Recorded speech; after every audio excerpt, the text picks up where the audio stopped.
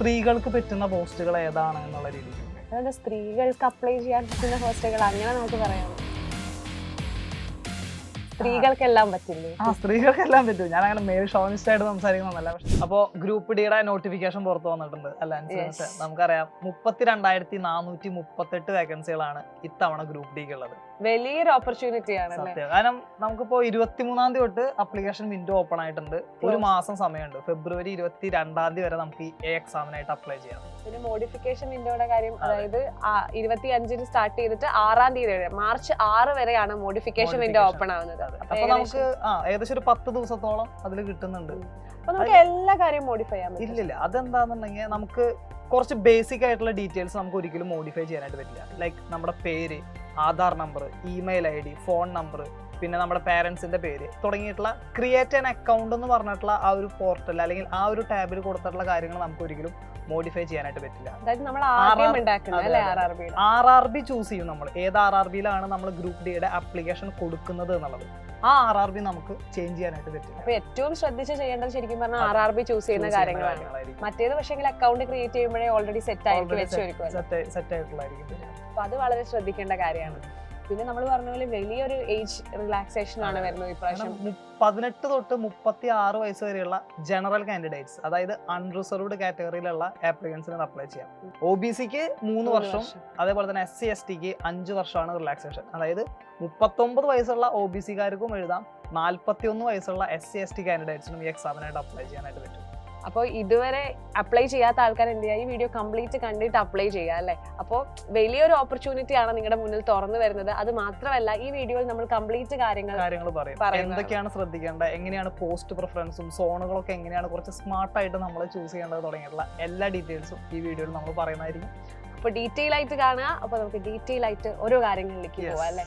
Yes, നമ്മുടെ group D notification വരുന്നതിന് മുന്നേ ഭയങ്കര ചർച്ചയായിരുന്നു. നമുക്ക് അപ്ലൈ ചെയ്യാൻ പറ്റില്ലേ, 10th+ ITI ആയിരിക്കും, എഡ്യൂക്കേഷണൽ ക്വാളിഫിക്കേഷൻ സംബന്ധിച്ചിട്ട് ഭയങ്കര അധികം കൺഫ്യൂഷൻ ആയിരുന്നു. ഇതുവരെ ഇങ്ങനെ കണ്ടിട്ടില്ല ഒരു നോട്ടിഫിക്കേഷൻ. അപ്പോ നോട്ടിഫിക്കേഷൻ വന്ന സമയത്ത് ക്രിസ്റ്റൽ ക്ലിയർ ആയി കൊടുത്തു അല്ലേ. അതെ, 10th അല്ലെങ്കിൽ ITI. അതിൽ ITI എന്ന് പറയുന്നത് നിർബന്ധമായിട്ടുള്ള ഒരു എഡ്യൂക്കേഷണൽ ക്വാളിഫിക്കേഷൻ അല്ല. 10ാം ക്ലാസ് യോഗ്യതയുള്ള എല്ലാവർക്കും ഈ എക്സാമിനായിട്ട് അപ്ലൈ ചെയ്യാം. അതുകൊണ്ട് തന്നെയാണ് വാസ്റ്റ് ഓപ്പർച്യൂണിറ്റി ആവുന്നത്. സത്യം. പിന്നെ നമുക്ക് 10th മാത്രമാണ് ബേസിക് ക്വാളിഫിക്കേഷൻ എന്നുള്ളതുകൊണ്ട് ഡിഗ്രി ഉള്ളവർക്ക് അപ്ലൈ ചെയ്യാം, ഡിപ്ലോമ ഉണ്ടെങ്കിൽ അപ്ലൈ ചെയ്യാം, PG ഉണ്ടെങ്കിലും അപ്ലൈ ചെയ്യാം. നമ്മുടെ കമന്റ് ബോക്സിൽ എപ്പോഴും ഉണ്ട് എഞ്ചിനീയറിംഗ് കഴിഞ്ഞവർക്ക് പറ്റുമോ എന്നുള്ളത്. എഞ്ചിനീയർ കഴിഞ്ഞവർക്കും പറ്റും, PG കഴിഞ്ഞിട്ടുള്ളവർക്കും പറ്റും, എല്ലാവർക്കും ഈ എക്സാമിനായിട്ട് അപ്ലൈ ചെയ്യാം. 32,438 വേക്കൻസികളാണ് മൊത്തം റിപ്പോർട്ട് ചെയ്തിരിക്കുന്നത്. നമുക്കറിയാം 16 സോണുകളിലേക്കാണ് അല്ലെങ്കിൽ 16 RRBകളാണ് ഇത് റിപ്പോർട്ട് ചെയ്യുന്നത് അല്ലെങ്കിൽ റിക്രൂട്ട് ചെയ്യുന്നത് എന്നുള്ളത് നമുക്ക് പറയാം. അതിൽ ഏറ്റവും കൂടുതൽ വേക്കൻസി എന്ന് പറയുന്നത് നോർത്തേൺ റെയിൽവേ ആണ്, ഡൽഹി RRB ആയിട്ട് വരുന്നത്. അതിൽ ഏകദേശം 4,785 വേക്കൻസിയാണ് ഇപ്പോൾ റിപ്പോർട്ട് ചെയ്തിട്ടുള്ളത്. പിന്നെ രണ്ടാമത് വരുന്നത് എന്താണെങ്കിൽ വെസ്റ്റേൺ റെയിൽവേ ആണ്. വെസ്റ്റേൺ റെയിൽവേയിലെ വേക്കൻസി എന്ന് പറയുന്നത് ഏകദേശം 4,672 വേക്കൻസികളാണ് വരുന്നത്. പിന്നെ അത് കഴിഞ്ഞാൽ വരുന്നത് എന്ന് പറയുന്നത് നമുക്ക് സെൻട്രൽ റെയിൽവേ ആണ് വരുന്നത്. അവിടെ വരുന്ന വേക്കൻസി എന്ന് പറയുന്നത് 3,244 വേക്കൻസിയോളം സെൻട്രൽ റെയിൽവേ വരുന്നുണ്ട്. അത് കഴിഞ്ഞ പിന്നെ വരുന്നത് നമ്മുടെ സോണായിട്ടുള്ള, അതായത് നമുക്കറിയാം സ്വന്തം അതെ, നമുക്ക് RRB ട്രിവാൻഡ്രം ഒരിക്കലും ഗ്രൂപ്പ് ഡിയുടെ എന്താ പറയാ ഹയറിംഗ് അല്ലെങ്കിൽ റിക്രൂട്ട്മെന്റ് നടത്തുന്നില്ല. നമുക്കറിയാം സദേൺ റെയിൽവേ എന്ന് പറയുന്നത് ചെന്നൈ സോണാണ് അല്ലെങ്കിൽ ചെന്നൈ RRB ആണ് സദേൺ റെയിൽവേയിലേക്കുള്ള റിക്രൂട്ട്മെന്റ് നടത്തുന്നത്. അവിടെ വേക്കൻസി എന്ന് പറയുന്നത് 2,694 വേക്കൻസിയാണ്. അപ്പോൾ ഏറ്റവും കൂടുതൽ എനിക്ക് തോന്നുന്നത് നമ്മുടെ ഈ സൗത്ത് ഇന്ത്യ റീജിയനിലെ ഏറ്റവും കൂടുതൽ ആസ്പിറൻസ് അപ്ലൈ ചെയ്യാൻ ചാൻസ് ഉള്ള ഒരു RRB എന്ന് പറയുന്നത് അല്ലെങ്കിൽ സദേൺ സോണിൽ എന്ന് പറയുന്നത് ചെന്നൈ ആയിരിക്കും എന്നുള്ളതാണ് നമുക്ക് മനസ്സിലാക്കാൻ. പൊതുവെ നമ്മുടെ ബാച്ചിലുള്ള കുട്ടികളായാലും ചെന്നൈ അപ്ലൈ ചെയ്യാം. എന്തായാലും കോമ്പറ്റീഷൻ ഒക്കെ എന്തായാലും എല്ലാ സോണുകളിലും ഉണ്ടായിരിക്കും. ഏറ്റവും കൂടുതൽ വേക്കൻസി ഉള്ള സോണുകളിൽ കോമ്പറ്റീഷൻ കുറവാണെന്ന് വിചാരിക്കേണ്ട. നമ്മൾ വിചാരിക്കുന്ന പോലെ തന്നെ എല്ലാ ആസ്പിറൻസും വിചാരിക്കും അവിടെ വേക്കൻസി കൂടുതലാണല്ലോ, അപ്പൊ അവിടെ അപ്ലൈ ചെയ്യാം. അപ്പൊ ഇതേ മനോഭാവത്തോടു കൂടി അറ്റൻഡ് ചെയ്യുന്ന അല്ലെങ്കിൽ അപ്ലൈ ചെയ്യുന്ന ഒരുപാട് ആസ്പിറൻസ് ഉണ്ടായിരിക്കും. അപ്പൊ അവിടെയും കോമ്പറ്റീഷൻ എന്തായാലും ഉണ്ടായിരിക്കും. അപ്പോൾ ഏറ്റവും കൂടുതൽ വേക്കൻസി എന്നുള്ളത് ഒരു ഓപ്പർച്യൂണിറ്റി തന്നെയാണ്. അപ്പോൾ എന്തെങ്കിലും ജോലി എവിടെയായാലും കിട്ടിയാൽ കുഴപ്പമില്ല, അത് ഇന്ത്യയിൽ എവിടെയാണെങ്കിലും പ്രശ്നമില്ല എന്ന് തോന്നുന്നവർക്ക് എന്ത് ചെയ്യാം, ഏറ്റവും കൂടുതൽ വേക്കൻസി ഉള്ള നോർത്തേൺ റെയിൽവേ സോൺ ആയിട്ടുള്ള ലൈക്ക് നമുക്ക് അറിയാവുന്ന ഡൽഹി RRB അതിലേക്ക് നമുക്ക് അപ്ലൈ ചെയ്യാനായിട്ട് പറ്റും. ശരിക്കും പറഞ്ഞാൽ പോസ്റ്റ് പ്രിഫറൻസ് ഒക്കെ കൊടുക്കുന്നത് അക്കോർഡിംഗ് ടു പേഴ്സൺ ആണ്. പലർക്കും ചിലർക്ക് മെഡിക്കൽ സ്റ്റാൻഡേർഡ്സ് നോക്കേണ്ടതുണ്ട്, ചിലർക്ക് നാട്ടിൽ തന്നെ ജോലി വേണമെന്നുള്ളവരുണ്ട്, എനിക്ക് തോന്നുന്നത് ഏറ്റവും കൂടുതൽ ആസ്പിറൻസ് ഉണ്ടായിരിക്കും എങ്ങനെങ്കിലും ഏതെങ്കിലും ഒരു ജോലിയിൽ കയറി പറ്റിയാൽ മതി എന്ന് ചിന്തിക്കുന്ന ഒരുപാട് പേരുണ്ടായിരിക്കും. അത് എവിടെയാണെങ്കിലും കുഴപ്പമില്ല, അല്ലെങ്കിൽ എന്ത് ജോലിയാണെങ്കിലും അത് കുറച്ച് ഫിസിക്കൽ എഫേർട്ട് കൂടുതൽ ഇട്ടിട്ടുള്ള ജോലിയാണെങ്കിലും കുഴപ്പമില്ല, കഷ്ടപ്പാടും സഹിക്കാം എന്ന് മനോഭാവമുള്ള ഒരുപാട് പേരുണ്ടായിരുന്നു. അപ്പൊ അവർക്കൊക്കെ എന്ത് ചെയ്യാം, ഏറ്റവും കൂടുതൽ വേക്കൻസി ഉള്ള സോണുകളായിട്ട് നമ്മൾ പറഞ്ഞ പോലെ നോർത്തേൺ റെയിൽവേ സോണുകൾ നിങ്ങൾക്ക് ചൂസ് ചെയ്യണോണ്ടും തെറ്റൊന്നുമില്ല. അപ്പൊ ഈ 32,000-ലധികം വേക്കൻസി എന്ന് പറയുന്നത് ഏകദേശം 14 പോസ്റ്റുകളിലേക്കാണ്. അതായത് നമുക്കിപ്പോൾ പോയിന്റ്സ്മാൻ ഉണ്ട്, അതുപോലെ അസിസ്റ്റന്റ് TL&AC ഉണ്ട്, പിന്നെ അസിസ്റ്റന്റ് സിഗ്നൽ ആൻഡ് ടെലികമ്മ്യൂണിക്കേഷൻ ഉണ്ട്, അതുപോലെ തന്നെ വർക്ക്ഷോപ്പിലുള്ള അസിസ്റ്റന്റുകളുണ്ട്, പിന്നെ loco shed, diesel, mechanical, electrical അതിലുള്ള അസിസ്റ്റന്റുമാരുണ്ട്, പിന്നെ വരുന്ന ട്രാക്ക് മെയിൻ്റെനർ, അതുപോലെ തന്നെ അസിസ്റ്റന്റ് ബ്രിഡ്ജ്, PV, അതുപോലെ തന്നെ നമുക്ക് ട്രാക്ക് മെഷീനിലുള്ള അസിസ്റ്റന്റ്, ഇങ്ങനെ തുടങ്ങിയിട്ടുള്ള ഒരുപാട് പോസ്റ്റുകളാണ് മെയിനായിട്ട് വരുന്നത്.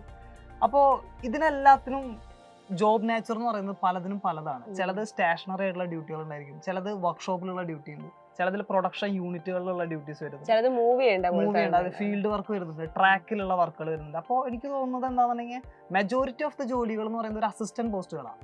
അപ്പോൾ ഈ അസിസ്റ്റന്റ് ആയിട്ട് നമ്മൾ ഈ ഗ്രൂപ്പ് ഡി എഴുതി കയറുന്ന ആളുടെ സുപ്പീരിയർ ആയിട്ട് വരുന്നത് ടെക്നീഷ്യൻ ഗ്രേഡ് 3 എക്സാം എഴുതിയിട്ടുള്ള ആൾക്കാരാണ് വരുന്നത്. എഞ്ചിനീയേഴ്സ് ഉണ്ടായിരിക്കും. അതായത് RRB JEE ആണ് ടെക്നീഷ്യൻ ഗ്രേഡ് 3യുടെ, ഇത് ഗ്രേഡ് 3യുടെ മോൾ എന്ന് പറയുമ്പോൾ ഗ്രേഡ് 2 ഉണ്ടായിരിക്കും, ഗ്രേഡ് 1 ഉണ്ടായിരിക്കും, പിന്നെ JEE ആണ് വരുന്നത്.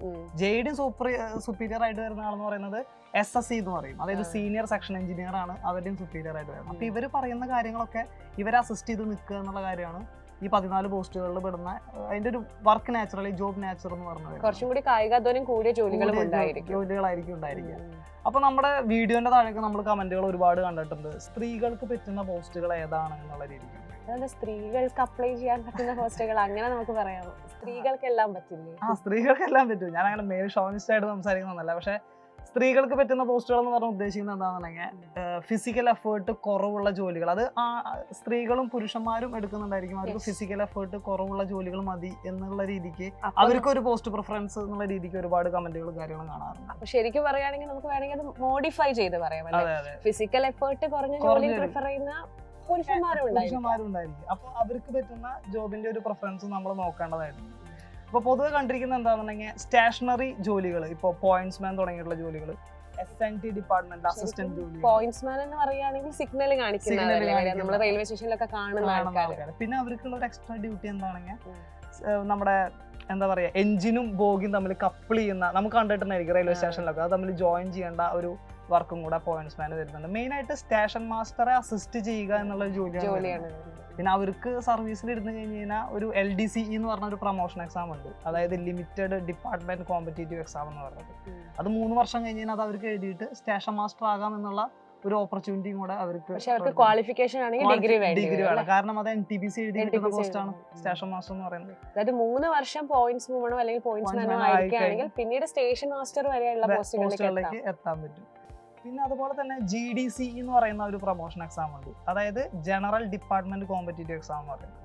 അതിൽ പറയുന്നത് എന്താണെന്നുണ്ടെങ്കിൽ നമ്മുടെ മുകളിലേക്കുള്ള പോസ്റ്റുകൾ, അത് ഏത് ഡിപ്പാർട്ട്മെന്റിലെ പോസ്റ്റുകളിലേക്ക് വേണമെങ്കിലും നമുക്ക് സർവീസിൽ കയറിയ ഉടനെ ആ എക്സാം എഴുതിയിട്ട് നമുക്ക് കയറാനായിട്ട് പറ്റും.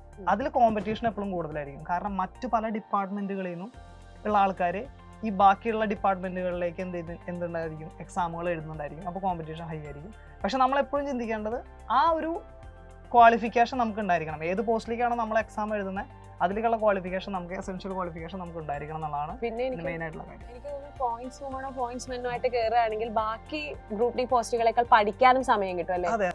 കാരണം ട്രെയിൻ വരുമ്പോ തിരക്കില്ലാത്ത സ്റ്റേഷൻ ആണെങ്കിൽ നിങ്ങൾക്ക് ട്രെയിൻ വരുന്ന അത്രയും സമയം കിട്ടും. അപ്പൊ നിങ്ങൾക്ക് ഇപ്പോ 2-3 ട്രെയിൻ മാത്രം ഒരു 4-5 മണിക്കൂർ കൂടുമ്പോൾ വരുന്ന സ്റ്റേഷനൊക്കെയാണ് ചിന്തിച്ചു നോക്കിയാൽ മതി അല്ലേ? ഇവരുടെ വർക്കിംഗ് ടൈം ശരിക്കും 12 അവർ എന്നൊക്കെ നമുക്ക് കാണാൻ പറ്റും. പക്ഷെ എന്നാൽ പോലും ട്രെയിനുകൾ വരുന്ന സമയത്ത് മാത്രമേ നിങ്ങൾക്ക് ജോലി ഉണ്ടാവുള്ളൂ. ഇടയിലുള്ള ഫുൾ സമയം ഫ്രീ ആണ്. ആ സമയത്ത് ബാക്കിയുള്ള ഡിപ്പാർട്ട്മെന്റ് ടെസ്റ്റുകൾക്ക് പ്രിപ്പയർ ചെയ്യാവുന്നതാണ്. അപ്പൊ സ്ത്രീകൾക്ക് പറ്റും, ലൈക്ക് ഞാൻ ഒന്നും കൂടെ കറക്റ്റ് ചെയ്യണം, ഏറ്റവും ഫിസിക്കൽ എഫേർട്ട് കുറഞ്ഞ ജോലികൾ എന്നുള്ള രീതിക്ക് നമ്മൾ കാറ്റഗറൈസ് ചെയ്യുകയാണെന്നുണ്ടെങ്കിൽ പോയിന്റ്സ്മാൻ എന്ന് പറയുന്ന പോസ്റ്റ്, അതേപോലെ തന്നെ നമുക്ക് എന്താ പറയാ ഈ SNT ഡിപ്പാർട്ട്മെന്റിൽ വരുന്ന അസിസ്റ്റന്റ്, അതുപോലെ തന്നെ TL&AC എന്ന് പറയുന്നത്, പിന്നെ വർക്ക്ഷോപ്പിലെ ഡ്യൂട്ടികളൊക്കെ പൊതുവെ ലോക്കോ ഷെഡ് വർക്ക്ഷോപ്പിലെ ഡ്യൂട്ടികളൊക്കെ പൊതുവെ എന്തായിരിക്കും നമുക്ക് ഫിസിക്കൽ എഫേർട്ട് കുറവുള്ളതാണ്. ട്രാക്കുകളിലെ ജോലികളുണ്ട്, ഇപ്പോൾ അസിസ്റ്റന്റ് ഇൻ ബ്രിഡ്ജ് എന്ന് പറയുന്നത്, അസിസ്റ്റന്റ് PV എന്ന് പറയുന്നത്, അതുപോലെ track maintainer grade 4, track മെഷീനിലെ assistant തുടങ്ങിയിട്ടുള്ള പോസ്റ്റുകളൊക്കെ ഫീൽഡ് വർക്കാണ്, നമുക്ക് ട്രാവൽ ചെയ്യേണ്ടി വരും. പക്ഷെ അതിനനുസരിച്ചുള്ള അലവൻസുകൾ ഉണ്ടായിരിക്കും. കാരണം ഈ ഫിസിക്കൽ എഫേർട്ട് കൂടുതൽ ഇടുന്ന ജോലികൾക്കൊക്കെ പാക്കേജ് കൂടുതലാണ്. ഈ ട്രാക്ക് മെയിൻ്റനൻസൊക്കെ നല്ല പാക്കേജ് ആണ്. കാരണം അതിനുള്ള റിസ്ക് ഉണ്ട്. കാരണം ഫുൾ ടൈം ട്രാക്കിലാണ്. ട്രാക്കിന്റെ റിപ്പയറും മെയിൻ്റനൻസ് എന്ന് പറയുന്നതാണ് അവരുടെ ജോബിന്റെ നാച്ചർ വരുന്നത്. കാരണം റിസ്ക് അലവൻസ് എന്ന് പറഞ്ഞിട്ട് പ്രത്യേക അലവൻസ് കൊടുക്കുന്നുണ്ട്. അതിനാണ് ഏറ്റവും കൂടുതൽ പാക്കേജും വരുന്നത്. അപ്പൊ ജോലി എന്തായാലും കുഴപ്പമില്ല, കുറച്ച് കട്ടിപ്പണിയാണെങ്കിലും പ്രശ്നമില്ല എന്നുള്ളവർക്ക് എന്ത് അപ്ലൈ ചെയ്യാം? ട്രാക്ക് മെയിൻ്റനർ അപ്ലൈ ചെയ്യാം. കാരണം ഏറ്റവും കൂടുതൽ വാക്കൻസികൾ ഉള്ളതും ട്രാക്ക് മെയിൻ്റനർക്കാണ്. ഇപ്പൊ നിങ്ങൾക്ക് നോർത്തേൺ റെയിൽവേ എടുത്താലും, വെസ്റ്റേൺ റെയിൽവേ എടുത്താലും, സെൻട്രൽ റെയിൽവേ എടുത്താലും, ലൈക്ക് നമ്മുടെ സദേൺ റെയിൽവേ എടുത്താലും, അവിടെ ഏറ്റവും കൂടുതൽ വാക്കൻസി വരുന്നത് ട്രാക്ക് മെയിൻ്റനർ ഗ്രേഡ് 4 ഏറ്റവും കൂടുതൽ പാക്കേജും അതിന് തന്നെയാണ് വരുന്നത്. അപ്പോൾ പോസ്റ്റ് പ്രിഫറൻസിൽ നമുക്ക് എന്തെങ്കിലും ജോലി കിട്ടിയാൽ മതി എന്നുണ്ടെങ്കിൽ ഏറ്റവും കൂടുതൽ വാക്കൻസി ഉള്ള ട്രാക്ക് മെയിൻ്റനർ നമുക്ക് പ്രിഫറൻസിൽ ഫസ്റ്റ് ആയിട്ട് വെക്കാനായിട്ട്. അതാണ് അതിൽ നമ്മൾ ശ്രദ്ധിക്കേണ്ട കാര്യം. ജോലി ഭാരം ലഘൂകരിക്കാനുള്ള പോസ്റ്റുകളാണ് ഞങ്ങൾ പറഞ്ഞത്. പോയിന്റ്സ് വുമണൊക്കെ അപ്ലൈ ചെയ്യാവുന്നതാണ് അങ്ങനെയുള്ള പോസ്റ്റുകൾ. കാരണം വർക്ക്ഷോപ്പിൽ, പ്രൊഡക്ഷൻ യൂണിറ്റുകളിൽ, സ്റ്റേഷനുകളിൽ വരുന്ന ജോലികളൊക്കെ പൊതുവെ ഫിസിക്കൽ എഫേർട്ട് കുറവായിരിക്കും. കാരണം സ്റ്റേഷനറി ജോബുകളാണ്. കാരണം നമ്മൾ ഫിസിക്കൽ എഫേർട്ട് കൂടുതൽ എടുക്കേണ്ട ആവശ്യമൊന്നുമില്ല. പക്ഷെ അതിനുള്ള മെഡിക്കൽ സ്റ്റാൻഡേർഡ്സ് നമുക്ക് ഉണ്ടായിരിക്കണം എന്നുള്ളതാണ് അതിൽ പ്രത്യേകം ശ്രദ്ധിക്കണം. അതായത് പ്രത്യേകിച്ച് പോയിന്റ്സ് വുമണൊക്കെ ആവുന്ന സമയത്ത് ആൾക്കാരുമായിട്ട് കോണ്ടാക്ട് വരുന്ന ഒരു സംഭവമാണ്. അപ്പൊ അതിനൊക്കെ മെഡിക്കൽ സ്റ്റാൻഡേർഡും കാര്യങ്ങളൊക്കെ A2 സ്റ്റാൻഡേർഡ് ആണ്. കാരണം സ്പെക്സ് വെക്കാനായിട്ട് നമുക്ക് പറ്റില്ല. സ്പെക്സ് വെച്ചിട്ടുള്ള ആൾക്കാർക്ക് അതിപ്പം നിങ്ങൾ ഡിപ്പാർട്ട്മെന്റ് ടെസ്റ്റ് എഴുതി നിങ്ങൾക്ക് സ്റ്റേഷൻ മാസ്റ്റർ ആവണമെങ്കിൽ പോലും അതിനും എന്ത് പറ്റില്ല? സ്പെക്സ് പറ്റില്ല. കുറച്ചും കൂടി കട്ടിയാണ് അതിന്റെ മെഡിക്കൽ സ്റ്റാൻഡേർഡ്സ് എന്ന് പറയുന്നത്. ഇപ്പൊ റെയിൽവേനെ സംബന്ധിച്ചിടത്തോളം ഏറ്റവും കൂടുതൽ അവർ നോക്കുന്നത് വിഷൻ ആണ് അല്ലേ? വിഷൻ ഭയങ്കര ഇമ്പോർട്ടന്റും കൂടിയാണ്. കാരണം ജീവന്റെ കളിയല്ല. അതെ. മെഡിക്കൽ അതായത് വിഷ്വൽ അക്യൂറ്റി എന്ന് പറയുന്ന ആ ഒരു പാരാമീറ്റേഴ്സ് നമ്മൾ കറക്റ്റ് ആയിട്ട് ഫോളോ ചെയ്യണം. അതാണ് അതിൽ മെയിൻ ആയിട്ട് നമ്മൾ ശ്രദ്ധിക്കേണ്ട കാര്യങ്ങൾ. പിന്നെ അതിൽ തന്നെ അനുസരിച്ച് പറയുന്നുണ്ട് അവര് എന്താ പറയാ, physical fitness in all aspects എന്നുള്ള ഒരു കാറ്റഗറി. അതായത് ജനറൽ ഫിസിക്കൽ എക്സാമിനേഷൻ എന്നുള്ള ഒരു സംഭവമുണ്ട്. അപ്പോൾ ഈ വിഷ്വൽ അക്യൂറ്റി എന്ന് പറയുന്ന സംഭവം, അതായത് നമ്മുടെ കണ്ണിന്റെ വിഷ്വൽ പവറും കാര്യങ്ങളൊക്കെ ചെക്ക് ചെയ്യണതിൻ്റെ ഒപ്പം തന്നെ അവർ പറയുന്നുണ്ട് എന്താ പറയാ, physically fit in all aspects എന്നുള്ള ഒരു സംഭവം കൂടെ പറയുന്നുണ്ട്. അതിലെന്താണെന്ന് ജനറൽ ഫിസിക്കൽ എക്സാമിനേഷൻ എന്ന് പറഞ്ഞിട്ട് നമ്മുടെ ഇന്ത്യൻ റെയിൽവേ മെഡിക്കൽ മാനുവൽ, അതായത് IRMM എന്ന് പറയുന്ന ആ മെഡിക്കൽ മാനുവലിൽ ഒരുപാട് കാര്യങ്ങൾ ചാപ്റ്റർ നമ്പർ 5 പറയുന്നുണ്ട്. അപ്പോൾ അതിൽ ഡയറക്റ്റ് റിജക്റ്റഡ് ആയി പോകുന്ന ലൈക്ക് കാറ്റഗറിയിൽ പെടുന്ന നമുക്ക് കാര്യങ്ങൾ പറയുന്നുണ്ട്. STD, sexually transmitted diseases, pulmonary TB, leprosy തുടങ്ങിയിട്ടുള്ളതിനൊക്കെ ഡയറക്റ്റ് റിജക്ഷൻ ആണ്.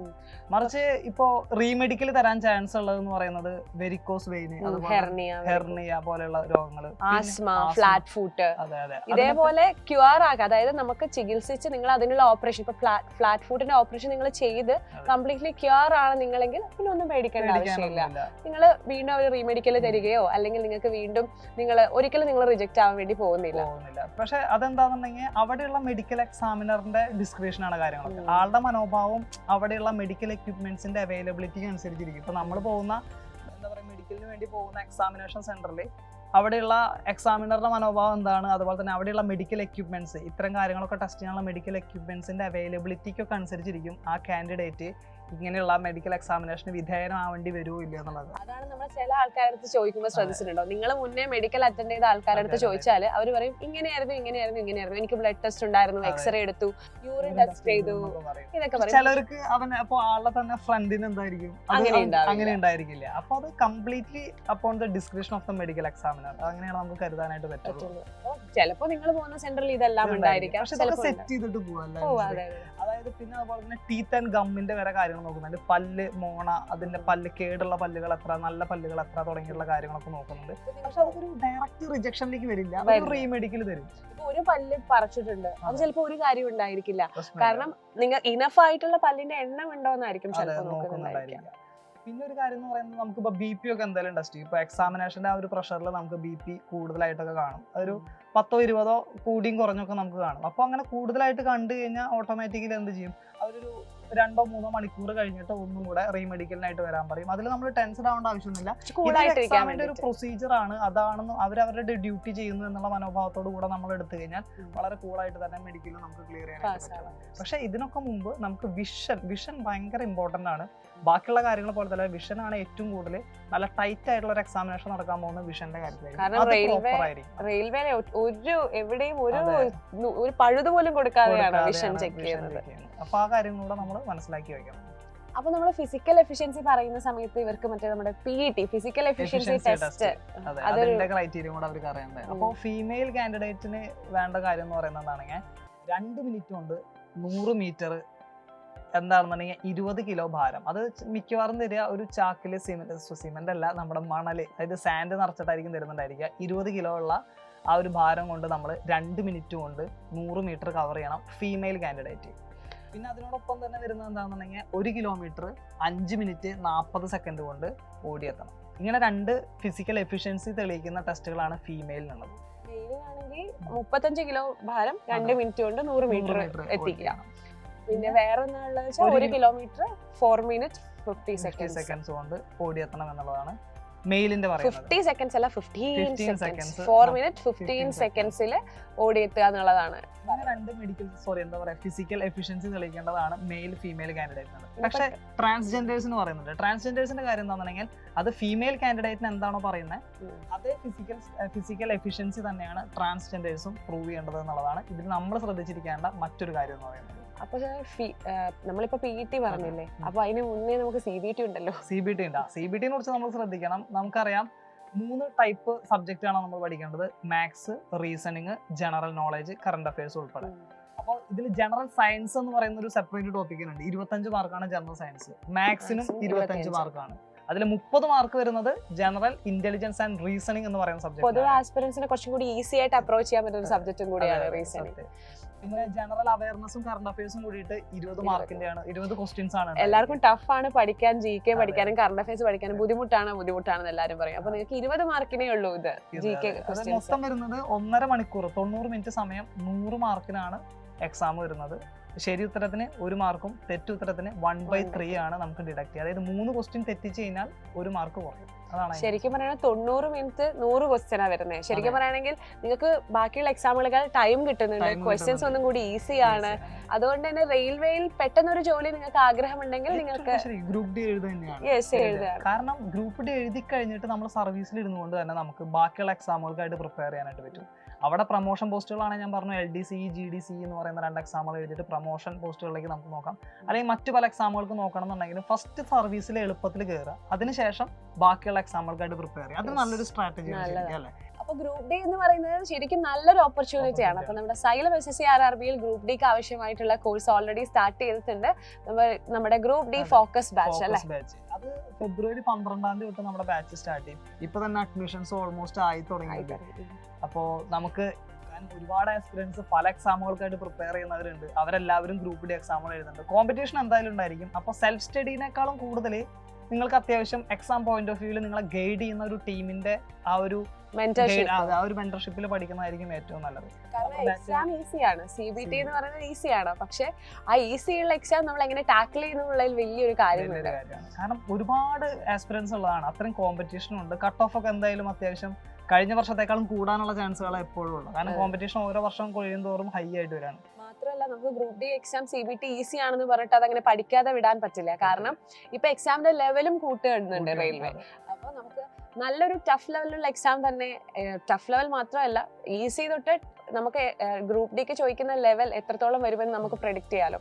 അവിടെ ആ ഒരു ലെവൽ വരെയുള്ള എക്സാമിനുള്ള പ്രിപ്പറേഷൻ ആണ് നമ്മൾ നമ്മുടെ കോഴ്സിൽ പ്രൊവൈഡ് ചെയ്യുന്നത്. കഴിഞ്ഞ വർഷം എന്ന് പറയുന്നത് ഏകദേശം 1,06,000 ആസ്പിറൻസ് ആണ്, അപ്ലിക്കൻസ് ആണ് ഗ്രൂപ്പ് ഡിക്ക് ഉണ്ടായിരുന്നത്. ഈ വർഷം തന്നെ അതിനേക്കാളും എന്തായാലും കുറയാനുള്ള ചാൻസുകളൊന്നും ഇല്ല, അതിനേക്കാളും കൂടാനുള്ള ചാൻസുകളാണ് നമുക്ക്. കാരണം എന്തായാലും കൂടിയുള്ളൂ, കാരണം വേക്കൻസിയും ഇനി കൂടില്ലേ. അതെ അതെ. അപ്പോൾ അങ്ങനെയാണ് നമ്മുടെ ഇതിന്റെ ബേസിക് ആയിട്ടുള്ള സ്ട്രക്ചർ എന്ന് പറയുന്നത്. പിന്നെ നമുക്ക് സർട്ടിഫിക്കറ്റ്സിന്റെ കേസിനെ കുറിച്ച് നമ്മൾ പറഞ്ഞു. എല്ലാവരും OBC NCL നമ്മൾ എത്ര പറഞ്ഞാലും confusion EWS certificate, OBC NCL ഇത് നമ്മൾ മനസ്സിലാക്കേണ്ട കാര്യം എത്രയേ ഉള്ളൂ. OBC NCL സർട്ടിഫിക്കറ്റ് നമ്മൾ അക്ഷയ കേന്ദ്രം വഴി എടുക്കുന്ന തഹസിൽദാർ അതോറിറ്റി ആയിട്ടുള്ള, അല്ലെങ്കിൽ തഹസിൽദാറിന്റെ സൈനുള്ള OBC NCL സർട്ടിഫിക്കറ്റ് നമുക്ക് മതി. അക്ഷയ കേന്ദ്രം വഴി നമുക്ക് കിട്ടുന്ന PDF നമ്മൾ ഡൗൺലോഡ് ചെയ്ത് കൊണ്ടുപോയാലും അത് ഡോക്യുമെന്റ് വെരിഫിക്കേഷൻ സമയത്ത് റിജക്റ്റ് ആവില്ല. ഇപ്പോൾ റെയിൽവേ പറയുന്ന ഒരു പ്രിസ്ക്രൈബ്ഡ് ഫോർമാറ്റിൽ തന്നെ വേണമെന്ന് അവർ പറയുന്നുണ്ടെങ്കിലും ഇതും OBC NCL സർട്ടിഫിക്കറ്റ് നമുക്ക് അക്ഷയ വഴി കിട്ടുന്നതും ആ റെയിൽവേ ഡിമാൻഡ് ചെയ്യുന്ന പ്രിസ്ക്രൈബ്ഡ് ഫോർമാറ്റും സെയിം ആണ്. അതുകൊണ്ട് ആരും ആ ഫോർമാറ്റ് നമ്മൾ നേരെ ഡൗൺലോഡ് ചെയ്ത് നേരെ തഹസിൽദാറിൻ്റെ അവിടെ പോയിട്ട് അത് ഡയറക്റ്റ് സൈൻ ചെയ്ത് വാങ്ങേണ്ട ആവശ്യമില്ല. അക്ഷയ കേന്ദ്രം വഴി നമ്മൾ അപ്ലൈ ചെയ്യുന്ന ആ ഒരു കോപ്പി തന്നെ, അല്ലെങ്കിൽ നമുക്കൊരു ലിങ്കാണ് വരിക, ആ ലിങ്കിൽ കയറിയിട്ട് നമ്മൾ ആ PDF ഡൗൺലോഡ് ചെയ്തിട്ട് എന്ത് ചെയ്യുക, നമ്മളത് പ്രിന്റ് എടുത്തിട്ട് നമ്മൾ ഡയറക്റ്റ് കൊണ്ടുപോയാൽ മതിയായിരിക്കും. OBC NCL സർട്ടിഫിക്കറ്റ് ആണെങ്കിലും SC ST സർട്ടിഫിക്കറ്റ് ആണെങ്കിലും. OBC NCL സർട്ടിഫിക്കറ്റിന്റെ വാലിഡിറ്റി എന്ന് പറയുന്നത് 1 ഇയർ ആയിരിക്കണം വാലിഡിറ്റി. 1 ഇയർ വാലിഡിറ്റി ഉള്ള, അതായത് നമ്മളിപ്പോൾ എക്സാമിന് അപ്ലൈ ചെയ്യുന്ന സമയത്ത് അല്ലെങ്കിൽ നോട്ടിഫിക്കേഷൻ വന്ന സമയത്ത് അത് വാലിഡിറ്റി ഉള്ളതായിരിക്കണം ആ സർട്ടിഫിക്കറ്റ് എന്ന് പറയുന്നത്. SC ST ആണെന്നുണ്ടെങ്കിൽ എനിക്ക് തോന്നുന്നു 3 വർഷമാണ് അതിന്റെ വാലിഡിറ്റി എന്ന് പറയുന്നത്. OBC NCL 1 വർഷമാണ് പറയുന്നത്. അതുപോലെ തന്നെ EWS കാറ്റഗറിയിൽ വിടുന്ന ആൾക്കാർ ആ സർട്ടിഫിക്കറ്റും കയ്യിൽ വെക്കുന്നത് നന്നായിരിക്കും. ഡോക്യുമെന്റ് വെരിഫിക്കേഷൻ സമയത്ത് ഈ സർട്ടിഫിക്കറ്റ്സ് എല്ലാം നമ്മൾ നേരിട്ട് കൊണ്ടുപോകണം, ഫിസിക്കലി നമ്മൾ പ്രസന്റ് ആയിരിക്കണം. പെട്ടെന്ന് ഈ കാറ്റഗറിയുടെ കാര്യം പറഞ്ഞപ്പോഴാണ് എക്സാം ഫീന്റെ കാര്യം ഓർത്തത്. എക്സാം ഫീ കാറ്റഗറി വൈസ് ആണല്ലോ. കാറ്റഗറി വൈസ് ആണ്. ഇപ്പൊ ജനറൽ കാൻഡിഡേറ്റ്സിന് വരുന്നത് 500 രൂപയാണ് എക്സാം ഫീസ് ആയിട്ട് വരുന്നത്. അതിൽ 400 രൂപ റീഫണ്ട് ആയിട്ട് കിട്ടും എന്നാണ് പറയുന്നത്. അതെ, കിട്ടേണ്ടതാണ്. അതുപോലെ തന്നെ SC ST PWD അതുപോലെ തന്നെ സ്ത്രീകൾക്ക് അവർക്കൊക്കെ വരുന്നത് 250 രൂപയാണ് എക്സാമിനേഷൻ ഫീസ് ആയിട്ട് വരുന്നത് എന്നുള്ളത് നമ്മൾ നോക്കുക. പിന്നെ SC ST കാൻഡിഡേറ്റ്സിന് അവർക്ക് ട്രാവൽ ഫ്രീ ആണ് എക്സാമിനേഷൻ സെന്റർ. ഇപ്പൊ കാസർഗോഡുള്ള ഒരാൾക്ക് ട്രിവാൻഡ്രമാണ് സെന്റർ കിട്ടുന്നതെങ്കിൽ അവർക്ക് ഫ്രീ ട്രാവൽ ഫെസിലിറ്റി ഉണ്ട്. അതായത് സ്ലീപ്പർ ക്ലാസ്സിൽ, ട്രെയിനിലെ സ്ലീപ്പറിൽ ഫ്രീ ഫെസിലിറ്റി ആയിരിക്കും ട്രാവൽ ഉണ്ടായിരിക്കുക. അതിനായിട്ട് എക്സാമിന് അപ്ലൈ ചെയ്യുന്ന സമയത്ത് തന്നെ അവർ SC STയുടെ സർട്ടിഫിക്കറ്റ് അപ്ലോഡ് ചെയ്യേണ്ടതായിട്ടുണ്ട്. മറിച്ച് നമ്മൾ എക്സാമിന് അപ്ലൈ ചെയ്യുമ്പോൾ എക്സാമിന്റെ പ്രൊസീജിയേഴ്സിനായിട്ട് നമ്മൾ സർട്ടിഫിക്കറ്റിന്റെ നമ്പർ മാത്രം കൊടുത്താൽ മതി. പക്ഷേ ഈ ഫ്രീ ട്രാവൽ ഫെസിലിറ്റി കിട്ടാൻ വേണ്ടിയിട്ട് നമ്മൾ സർട്ടിഫിക്കറ്റ് അപ്ലോഡ് ചെയ്യണം. അത് SC ST കാൻഡിഡേറ്റ്സിന് മാത്രമേ ഉള്ളൂ. ഇനി ഫ്രീ ട്രാവൽ വേണ്ട എന്നുണ്ടെങ്കിൽ നിങ്ങൾ സർട്ടിഫിക്കറ്റ് അപ്ലോഡ് ചെയ്യേണ്ട, അത്രേ ഉള്ളൂ. സിമ്പിൾ കാര്യമാണ്, നമുക്ക് മനസ്സിലാക്കാൻ പറ്റാവുന്ന ഒരു കാര്യമാണ്. നേരത്തെ നമ്മൾ സ്ത്രീകൾക്ക് പറ്റുന്ന പോസ്റ്റുകൾ കുറച്ചൊരു ആർഗ്യുമെന്റ്, അത് സ്ത്രീകൾക്ക് പറ്റുന്ന പോസ്റ്റുകൾ എന്നല്ല, നമുക്കറിയാം ജോലി ഭാരം കുറവ് മതി എന്നുള്ള കാൻഡിഡേറ്റ്സിന്, അത് ആൺകുട്ടിയാവാം പെൺകുട്ടിയാവാം, അവർക്ക് പറ്റുന്ന പോസ്റ്റുകൾ ഏതൊക്കെയാണ്, അല്ലെങ്കിൽ അത് എങ്ങനെയാണ് അതിന്റെ പോസ്റ്റ് പ്രിഫറൻസ് കൊടുക്കേണ്ടത് എന്നുള്ളത് നമ്മൾ പറയാം. അപ്പൊ നമ്മൾ പ്രിഫറൻസ് നോക്കുകയാണെങ്കിൽ ഫസ്റ്റ് പ്രിഫറൻസ് നമുക്ക് പോയിന്റ്സ് വുമണിന് കൊടുക്കാം. Next assistant CNW, loco shed diesel, loco shed electrical, assistant T&L AC, assistant operation, assistant track and machine, track maintainer, assistant workshop. അപ്പൊ ഈ ഒരു രീതിയിൽ നമുക്ക് സ്ത്രീകൾക്ക് അല്ലെങ്കിൽ കായിക അധ്വാനം കുറവുള്ള പോസ്റ്റുകൾ ഇങ്ങനെ ഈ ഒരു രീതിയിൽ നമുക്ക് കാറ്റഗറൈസ് ചെയ്യാം. പിന്നെ മറ്റൊരു കാര്യം എന്ന് പറയുന്നത് person with bench mark disabilities, അതായത് PWBD എന്ന് പറയുന്ന കാൻഡിഡേറ്റ്സിന് അവർക്ക് പറ്റുന്ന പോസ്റ്റ് പ്രിഫറൻസുകൾ നമുക്കൊന്ന് ജസ്റ്റ് നോക്കാം. Assistant signal and telecommunication, assistant track machine engineering ഡിപ്പാർട്ട്മെന്റിലാണ്. അതിലെ PW കാൻഡിഡേറ്റ്സിന് പറ്റും എന്നുണ്ടെങ്കിലും മൾട്ടിപ്പിൾ ഡിസബിലിറ്റി ഉള്ളവർക്ക് ആണ് ഇത് പറ്റുന്നത്, അസിസ്റ്റന്റ് ട്രാക്ക് ആൻഡ് മെഷീൻ. പിന്നെ assistant workshop mechanical department, assistant carriage and wagon mechanical department. അതിൽ PWBD കാൻഡിഡേറ്റ്സിന് പറ്റുന്നുണ്ടെങ്കിൽ വിഷ്വൽ ഇമ്പയർമെന്റ് ഉള്ള കാൻഡിഡേറ്റ്സിന് ആ പോസ്റ്റ് പറ്റില്ല.